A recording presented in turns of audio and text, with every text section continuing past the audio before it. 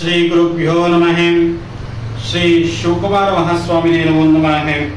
ಪ್ರೀತಿಯ ವೀಕ್ಷಕರೇ, ಜುಲೈ ತಿಂಗಳ ಕರ್ಕಾಟಕ ರಾಶಿಯ ಮಾಸಿಕ ಭವಿಷ್ಯವನ್ನು ನಾವು ನೋಡ್ತಾ ಇದ್ದೀವಿ. ಕರ್ಕಾಟಕ ರಾಶಿಯವರಿಗೆ ಯಾವ ರೀತಿಯಾಗಿ ಶುಭದಾಯಕ ಇದೆ ಅನ್ನುವಂಥದ್ದು ನೋಡ್ಕೊಂಡು ಬರೋಣ. ಮೊದಲನೇದಾಗಿ ರೈತಾಪಿ ವರ್ಗದವರಿಗೆ ಒಂದು ವಿಶೇಷ ಸೂಚನೆ.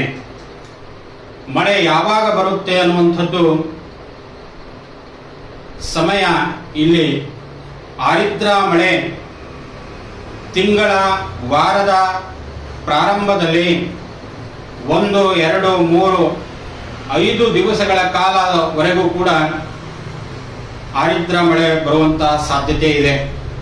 ಜೊತೆಗೆ ಪುನರ್ವಸು ಮಳೆ 5ನೇ ತಾರೀಕಿನಿಂದ 19ನೇ ತಾರೀಕಿನವರೆಗೂ ಈ ಪುನರ್ವಸು ಮಳೆ ಇರುತ್ತೆ ಅಂತ.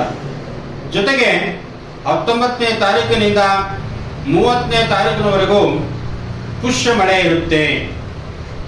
ಈ ಪುಷ್ಯ ಮಳೆಯಲ್ಲಿ ನಮ್ಮ ಇಡೀ ಭಾರತ ದೇಶಾದ್ಯಂತನೂ ಕೂಡ ಮಳೆ ಬರುವ ಸಾಧ್ಯತೆಯನ್ನ ಸೂಚಿಸ್ತಾ ಇದೆ. ರೈತಾಪಿ ವರ್ಗದವರು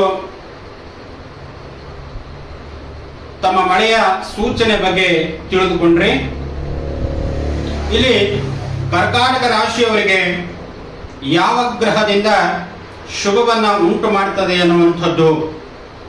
ಮೊದಲನೇದಾಗಿ ಇಲ್ಲಿ ನಾವು ದ್ವಿತೀಯಾಧಿಪತಿಯಾಗಿರ್ತಕ್ಕಂಥ ರವಿ ಸ್ವಕ್ಷೇತ್ರದಲ್ಲಿ ಇರೋದರಿಂದ ತಮ್ಮ ಆತ್ಮಸ್ಥೈರ್ಯಗಳು ಕೂಡ ಅತಿ ಹೆಚ್ಚಿನದಾಗಿ ಆಗ್ತದೆ ಅಂತ. ಇಲ್ಲಿ ಲಾಭದಲ್ಲಿ ಗುರು ಇದ್ದಾನೆ, ಲಾಭದಲ್ಲಿ ಕುಜ ಇದ್ದಾನೆ, ದ್ವಿತೀಯದಲ್ಲಿ ಬುಧ ಇದ್ದಾರೆ, ದ್ವಿತೀಯದಲ್ಲಿ ಶುಕ್ರ ಇದ್ದಾರೆ. ಅಂದ್ರೆ ಇಲ್ಲಿ ಕುಟುಂಬದಲ್ಲೂ ಕೂಡ ಬುಧ ಶುಕ್ರ ಇದ್ದಾರೆ. ಬುಧ ಅಂದ್ರೆ ಬುದ್ಧಿಗೆ ಕಾರಕನಾಗಿರ್ತಾನೆ, ಸಕಲ ವ್ಯಾಪಾರ ವ್ಯವಹಾರಗಳಿಗೂ ಕೂಡ ಕಾರಕನಾಗಿರ್ತಾನೆ. ಯಾವುದೇ ಒಂದು ಕೆಲಸ ಸ್ಥಗಿತಗೊಂಡಿದ್ದ ಆ ಕೆಲಸವನ್ನು ಪುನರಾರಂಭ ಮಾಡುವಂಥದ್ದು ಈ ತಿಂಗಳಿನಲ್ಲಿ ಆಗಬಹುದು. ಯಾಕೆಂದ್ರೆ ಇಲ್ಲಿ ಬುಧ ದ್ವಿತೀಯದಲ್ಲಿದ್ದು ಜೊತೆಗೆ ಶುಕ್ರ ಇದ್ದಾನೆ. ಒಂಥರ ಅದೃಷ್ಟದಾಯಕ ಲಕ್ಷ್ಮಿ ಬರುವಂತಹ ಈ ತಿಂಗಳು. ದ್ವಿತೀಯದಲ್ಲಿ ಶುಕ್ರ ಇರುವುದರಿಂದ ಕುಟುಂಬದಿಂದ ಅನಿರೀಕ್ಷಿತವಾಗಿ, ಬಂಧು ಮಿತ್ರರಿಂದ ಅನಿರೀಕ್ಷಿತವಾಗಿ ಹಣಕಾಸು ಬರುವಂಥದ್ದು ಸಾಧ್ಯತೆ ಕೂಡ ಇಲ್ಲಿ ಸೂಚಿಸ್ತಾ ಇದೆ. ಜೊತೆಗೆ ಇಲ್ಲಿ ತೃತೀಯದಲ್ಲಿ ಕೇತು ಅಂತಂದ್ರೆ ಇಲ್ಲಿ ನಾವು ಒಂದು ಕಡೆ ಅನ್ಕೊಳ್ತೀವಿ ಮಾಟ ಮಂತ್ರ ತಂತ್ರ ವಿತಂತ್ರಗಳಿಗೂ ಕೂಡ ಕೇತು ಕಾರಕನಾಗಿರ್ತಾನೆ. ಇನ್ನೊಂದು ಕಡೆ ಗಣಪತಿಗೆ ಕಾರಕನಾಗಿರ್ತಾನೆ. ಯಾವುದೇ ಒಂದು ಕಷ್ಟಗಳು ಮತ್ತು ತೊಂದರೆಗಳು ಬಂದರೂ ಕೂಡ ಅದನ್ನ ನಿವಾರಣೆ ಮಾಡುವಂಥದ್ದೇ ಈ ಕೇತು ಗ್ರಹ. ಇದನ್ನ ನಾವು ಛಾಯಾಗ್ರಹ ಅಂತನೂ ಕೂಡ ಕರ್ಕೊಳ್ತೀವಿ. ರಾಹು ಮತ್ತು ಕೇತು ಗ್ರಹವನ್ನ ನಾವು ಜ್ಯೋತಿಷ್ಯದಲ್ಲಿ ಛಾಯಾಗ್ರಹಗಳು, ಉಪಗ್ರಹಗಳು ಅಂತ ನಾವು ಕರ್ಕೊಳ್ತೀವಿ. ಈ ಛಾಯಾಗ್ರಹಗಳಿಂದನೂ ಕೂಡ ಒಂದೊಂದು ಸಮಯದಲ್ಲಿ ಅದೃಷ್ಟವನ್ನು ತಂದುಕೊಡುವಂಥದ್ದು ಆಗ್ತದೆ ಅಂತ. ಜೊತೆಗೆ ಇಲ್ಲಿ ಸಪ್ತಮ ಭಾವವನ್ನ ಶನಿ ಪರಮಾತ್ಮರು ನೋಡ್ತಾ ಇರುವುದರಿಂದ 7ನೇ ಮನೆಯನ್ನ ನಾವು ಕಳತ್ರ ಸ್ಥಾನ ಅಂತ ಅನ್ಕೊಳ್ತೀವಿ. ಕಳತ್ರ ಸ್ಥಾನ ಅಂತಂದ್ರೆ ಮದುವೆ ಅನ್ನುವಂಥ ವಿಚಾರದಲ್ಲಿ, ಸಂಸಾರಿಕ ಜೀವನದಲ್ಲಿ ವಿಚಾರದಲ್ಲಿ, ಅಥವಾ ಕುಟುಂಬ ಜೀವನದ ವಿಚಾರದಲ್ಲಿ, ಬಂಧು ಮಿತ್ರರ ಜೀವನದ ವಿಚಾರದಲ್ಲಿ ಬಹಳ ಎಚ್ಚರಿಕೆಯಿಂದ ಇರಬೇಕಾಗಿರತಕ್ಕಂಥದ್ದು. 7ನೇ ಮನೆಯನ್ನ ನಾವು 7 ಬೀಳು ಅಂತನೂ ಕೂಡ ಕರಿತೀವಿ. ಕಳತ್ರ ಸ್ಥಾನ ಅಂತ ಅನ್ಕೊಳ್ತೀವಿ. ಜೊತೆಗೆ ಏನಪ್ಪ ಇದು 7ನೇ ಶನಿ, 7.5, ಅಷ್ಟಮದಲ್ಲಿದ್ರೆ ಕಂಟಕ, ಸಪ್ತಮದಲ್ಲಿದ್ರೆ 7.5. ಏನಪ್ಪ ನಮಗೆ 7.5 ನಡೀತಾ ಇರ್ಬೋದು, ಜನ್ಮ ಶನಿ ಇರ್ಬೋದು, ನಾವೇನ್ ಮಾಡಿದ್ರು ಕೂಡ ಯಶಸ್ಸಾಗ್ತಾ ಇಲ್ಲ, ನಾವೇನೇ ಒಂದು ಕೆಲಸವನ್ನು ಮಾಡ್ತಾ ಇದ್ರು ಕೂಡ ಅಭಿವೃದ್ಧಿ ಆಗ್ತಾ ಇಲ್ಲ ಅಂತಂದ್ರೆ ಈ ಶನಿ ಕಾರಕನಾಗಿರ್ತಾನೆ. ಪ್ರತಿ ಶನಿವಾರ ಎಳ್ಳು ಬತ್ತಿಯನ್ನ ಹಚ್ಚಿ ತಮಗೆ ಬಂದಿರತಕ್ಕಂಥ ಯಾವುದೇ ಒಂದು ತೊಂದರೆಗಳನ್ನು ಕೂಡ ನಿವಾರಣೆ ಮಾಡುವಂತ ಶಕ್ತಿ ಆ ಶನಿ ಪರಮಾತ್ಮರಲ್ಲಿ ಇರುತ್ತೆ ಅಂತ ಶಂ ಶನಿ ಅಂತ ಹೇಳ್ತೀವಿ. ಶಂ ಅಂತಂದ್ರೆ ಸುಖವನ್ನು ಕೊಡುವಂಥವನೇ ಶನಿಯಾಗಿರ್ತಾನೆ. ನಮ್ಮ ಸ್ನೇಹಿತರಲ್ಲಾಗಿರ್ಬೋದು ಅಥವಾ ನಮ್ಮ ಬಂಧು ಮಿತ್ರರಲ್ಲಾಗಿರ್ಬೋದು, ಸಡನ್ಲಿ ಶ್ರೀಮಂತ ಆಗಿದ್ದಾನೆ ಇವನು, ಸಡನ್ಲಿ ಕಾರ್ ತಗೊಂಡ್ಬಿಟ್ಟಿದ್ದಾನೆ ಇವನು, ಸಡನ್ಲಿ ಮನೆ ತಗೊಂಡ್ಬಿಟ್ಟಿದ್ದಾನೆ ಇವನು, ಸಡನ್ಲಿ ಸೈಟ್ ತಗೊಂಡ್ಬಿಟ್ಟಿದ್ದಾನೆ ಇವನು, ಸಡನ್ಲಿ ಇವನು ಜಮೀನನ್ನ ತಗೊಂಡಿದ್ದಾನೆ ಅನ್ನುವಂಥದ್ದಕ್ಕೆ ಶನಿ ಪರಮಾತ್ಮರು ಕಾರಕನಾಗಿರ್ತಾರೆ ಅಂತ. ಯಾಕೆಂತಂದ್ರೆ ತೆಳಗೆ ಬಿದ್ದಿರ್ತಕ್ಕಂಥ ವ್ಯಕ್ತಿಯನ್ನ ಮೇಲಕ್ಕೆ ಎತ್ತುವಂತ ಶಕ್ತಿ ಆ ಶನಿ ಪರಮಾತ್ಮನಲ್ಲಿ ಇರುತ್ತೆ. ಅಹಂ ಅನ್ನುವಂತ ಮನುಷ್ಯನನ್ನು ಕೂಡ ತಗ್ಗಿಸುವಂತ ಶಕ್ತಿ ಆ ಶನಿ ಪರಮಾತ್ಮನಿಗಿರುತ್ತೆ. ಹಾಗೆ ಇಲ್ಲಿ ನಾವು ನೋಡ್ತಾ ಇದ್ದೀವಿ,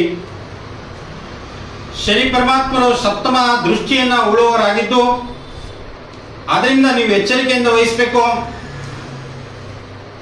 ಗುರುವಿನಿಂದ ಕುಜನಿಂದ ಲಾಭದಾಯಕ ಏನೂ ಕೂಡ ಇದೆ. ಜೊತೆಗೆ ಇಲ್ಲಿ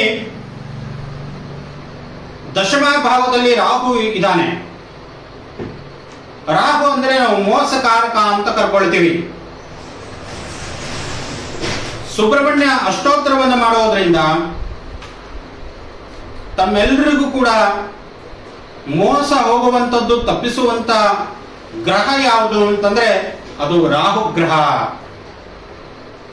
ಏನೇ ಒಂದು ಕೆಲಸದಲ್ಲಿ ಆಗಲಿ, ನಾವೇನಾದ್ರೂ ಮೋಸ ಹೋಗ್ತಾ ಇದ್ದೀವಿ ಅಂತಂದ್ರೆ ಅದು ರಾಹು ಗ್ರಹ ಆಗಿರ್ತದೆ. ನಾವೆಲ್ಲೋ ಒಂದು ಹೋಗ್ತಾ ಇರ್ತೀವಿ, ನಾವು ಹೆಣ್ಣು ನೋಡಕ್ ಹೋಗ್ಬೋದು, ಅಥವಾ ಹೊಸದಾಗಿ ಏನೋ ಒಂದು ವ್ಯಾಪಾರವನ್ನು ಮಾಡಕ್ ಹೋಗುವಂತ ಸಮಯದಲ್ಲೂ ಕೂಡ ಬೆಕ್ಕು ಅಡ್ಡ ಬರುತ್ತೆ. ಆ ಬೆಕ್ಕಿಗೂ ಕೂಡ ಕಾರಕ ಯಾರು ಅಂದ್ರೆ ಅದು ರಾಹು ಕಾರಕ ಅಂತ. ಆ ಬೆಕ್ಕು ಅಡ್ಡ ಬಂದ್ರೆ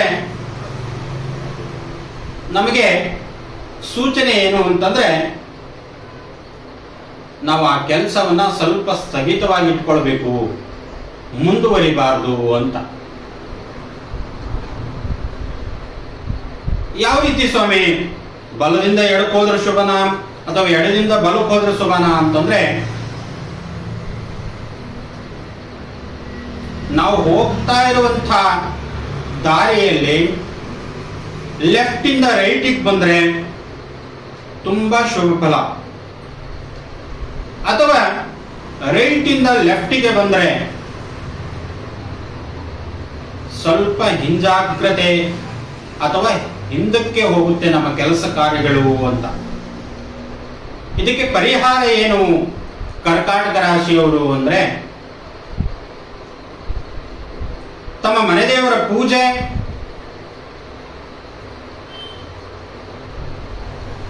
ಗೋಶಾಂತಿ ಅಂತಂದ್ರೆ ಇಲ್ಲಿ